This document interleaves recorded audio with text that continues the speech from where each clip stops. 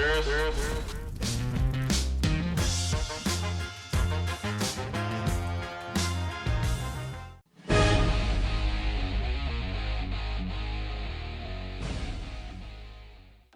what's up, everybody? Today we're going to talk about the Mount Rushmore of the Dallas Cowboys, all right? This is serious. Got more time. Induct Jimmy into the Ring of Honor. Sorry, motherfuckers. All right. So, the discussion here. Mount Rushmore, one of the most famous national parks here in the United States of America, located in South Dakota. 4 presidents reside on the rock there. You know, you've got George Washington, Thomas Jefferson, Theodore Roosevelt, and Abraham Lincoln. So the elite of the elite, you know, by the Parks Office of the United States, they picked these 4 presidents for a reason. But we're talking Dallas Cowboys. If you were to put 4 Dallas Cowboys on the Mount Rushmore of Mount Rushmores, who would they be? All right. Who would you pick? Let me know in the comments, but these are the 4 that I have. Let's get right into it. The first one, the man with the funny hat, Tom Landry, first coach of the Dallas Cowboys, 1960. Turned the Cowboys into what they are now, you know, America's team. Put them on the map. Several Super Bowl appearances, several NFC Championship appearances. Beat some of the toughest teams at the NFL in the 70s. Talking about some of the toughest teams that have ever existed in the National Football League. Tom Landry was a part of that era. You know what I mean?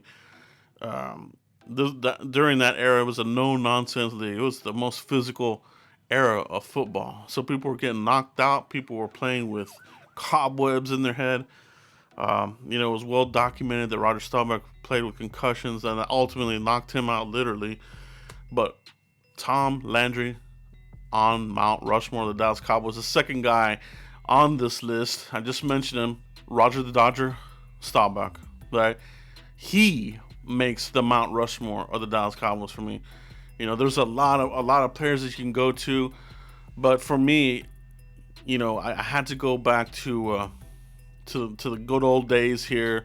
These guys were a little bit before my time. Now, I did watch some of Landry's here at the back end of his career here, coaching the Cowboys.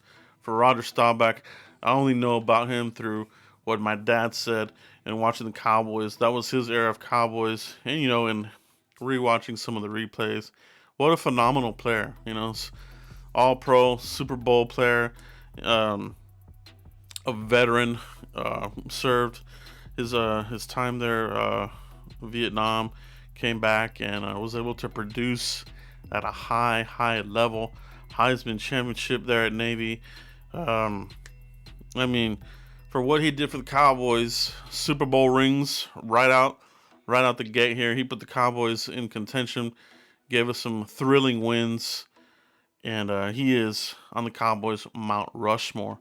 My third player, and this is where it starts to get very, very hard to pick who makes the Mount Rushmore, and I went with DeMarcus Ware. There, plenty of other defensive players you could pick here, but you know, I just think DeMarcus Ware was one of the greatest defensive players the Cowboys have ever had. You know, even going back to, you know, to the golden age here under Tom Landry. I think DeMarcus Ware, you know, a bit of an old school player, obviously drafted by Bill Parcells in 2005. Instant impact player, instant beast to beast. Super Bowl winner, obviously, not with the Cowboys, but he did get the ring, really deserved the ring. But for the Cowboys, all-time sack leader. You know, I don't know if that'll be broken anytime soon. Now, I think if anybody has a chance, maybe number 11, Michael Parsons may have that chance there. If he keeps on his trajectory, he will push for that number. But right now, DeMarcus Ware makes the Mount Rushmore for me. Okay, the fourth and final person that makes the Cowboys Mount Rushmore, Emmitt Smith, bro. The all-time NFL leading rusher, Emmitt Smith. He's a guy that I grew up on. You know, grew up with this era of Cowboys.